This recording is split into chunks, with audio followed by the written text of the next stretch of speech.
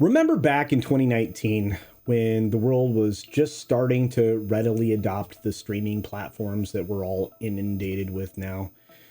After a decade of Netflix slowly making headway into the majority of US households, the studios that made the content and sold it to Netflix thought to themselves, hey, let's remove the middleman. Well, that resulted in the launch of a slew of moderately priced, under-serviced apps and channels that started appearing on people's devices, their phones, their Rokus, all of those.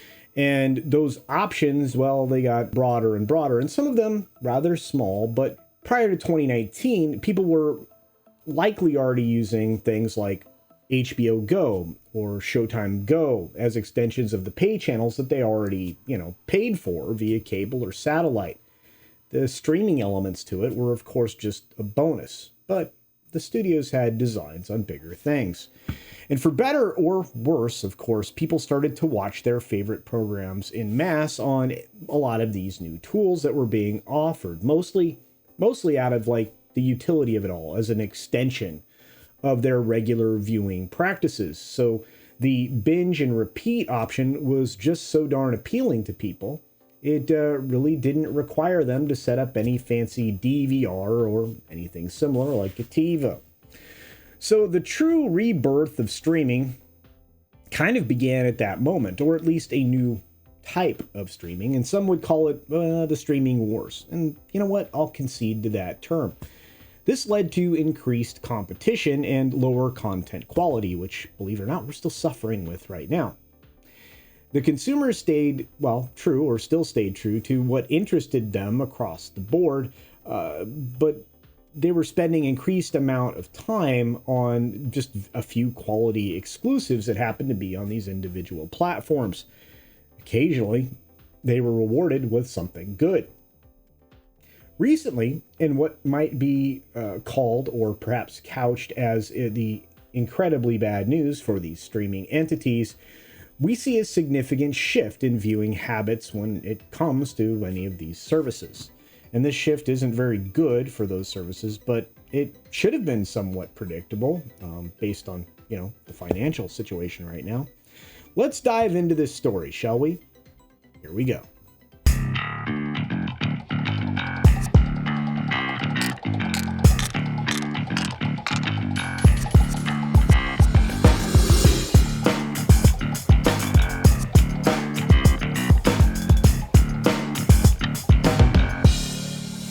Now, the numbers for streaming aren't painting the most rosy of pictures at the moment. At least it's not painting a rosy picture for the future anyway, because if US consumers follow the trend that is occurring over in the UK, you're going to see a significant reduction in the total number of subscriptions that people maintain. And we're also seeing at the same time, or in companion to, perhaps, a healthy increase in the overall linear television viewing by an ever-decreasing audience. Because let's not forget that, broadcast television on cable or satellite is, going away as people continue to cut those cords. Now, on November 17th, the Wrap fired out their evaluation of the Gauge report, and that comes from Nielsen, as a matter of fact. And the report has shown an uptick in October viewing for broadcast television. For overall television, the increase was about 2.2%. So this is actually the second month in a row that this increase occurred. So it'd probably be safe to call it a trend.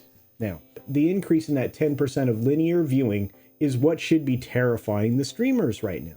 See, they should be worried as they're instituting these massive price increases, and they're adding these ad tier streaming services, which if you're going to watch ads, why not watch them on your regular aerial antenna? See, broadcast linear viewing grew at a rate of 26%, or I should say it makes up 26% of the marketplace, at least as far as televised consumption goes. And again, this is just on TV. We're not talking about phones or computers or iPads or any of that.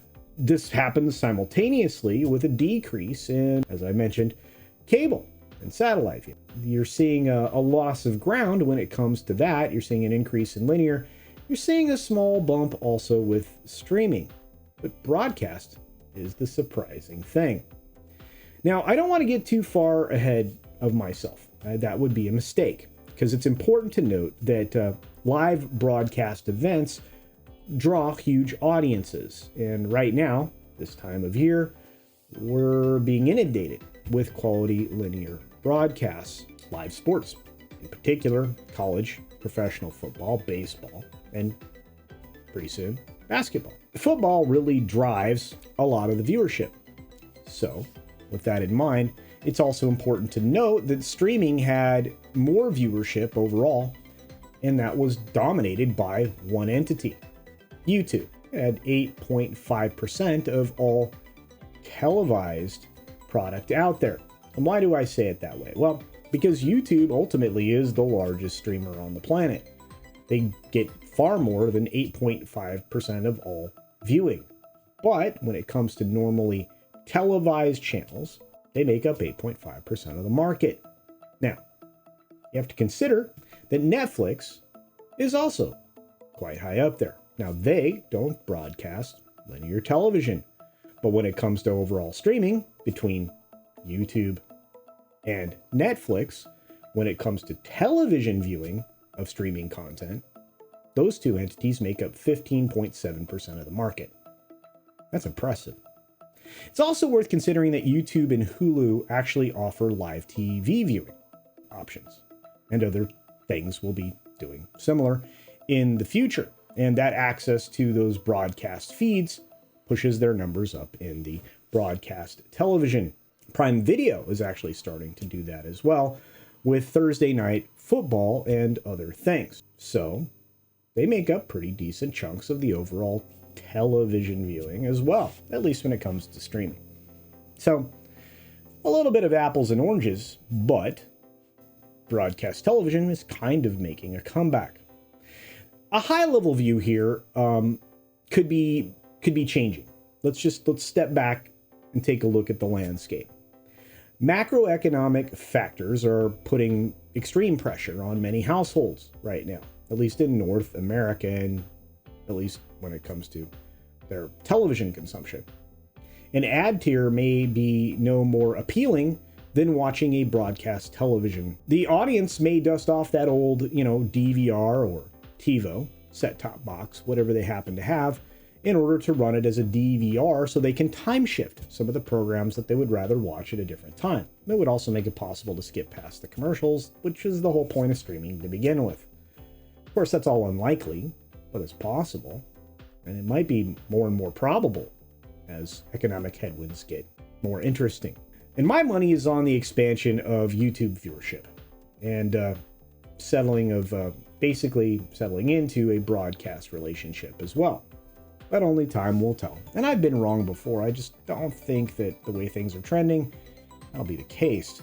Next month, I'm going to go ahead and review the Nielsen Gauge report once more and evaluate, some decision-making that's being done by the audience overall.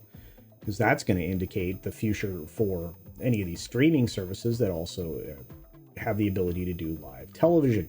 I think a lot more entities want to lean into that. I think you're going to see a lot more live sports. And I think you're going to start to see a lot more local television stations with their own streaming channels. For now, I think it looks brighter for all of you out there that are still holding on to your old-fashioned aerial antenna. If you have one on the roof or in your attic, there's some really good attic models, by the way, that you can tie into that old cable line you're no longer using or that old satellite line that you're no longer using, because most TVs still have the ability to connect to an antenna. You could probably take advantage of that. And you might be surprised just how many channels one of these new digital antennas can pick up, including all the diginets that are out there as well. But hey, what do you think? Do you think that the numbers are looking rough for the streamers? I think they are. And will linear broadcast provide a real resurgence with consumers? Well, if prices keep going up and money keeps getting less and less in your pocket, I would say that's probably likely. And my question would be to you, are your viewing patterns likely to shift? About your viewing methods? And right now, what's your favorite method of consumption? Are you a YouTube person exclusively, which is what I'm becoming? Or do you mix it up? And if so, how? feel free to respond down below in the comments section, because this is one I want to get a lot of chatter going on, because I'm interested. This is going to be fun, because we're going to be able to track this over the course of the next year, and I think it'll be rather telling. And with that, be sure to support independent creators out there, as they absolutely do their very best to bring you content every day, and their perspective and analysis on things that are happening in our world, like maybe what changes are coming for streaming. Also, all you have to do that is just click the like button, subscribe to the channel, and make comments. And of course, if you're really interested in something and think somebody else would be, share the content as well, as it really does help the channel grow. And with that, be sure to take care of yourself, take care of others, wash your hands, of course, because it's good hygiene. It really is. And until next time, bye.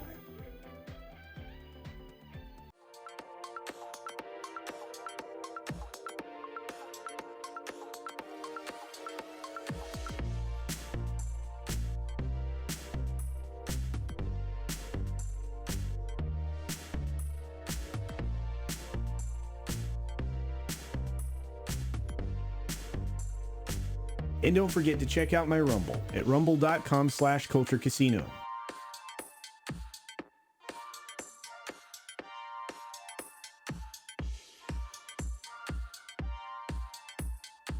Thanks for visiting today.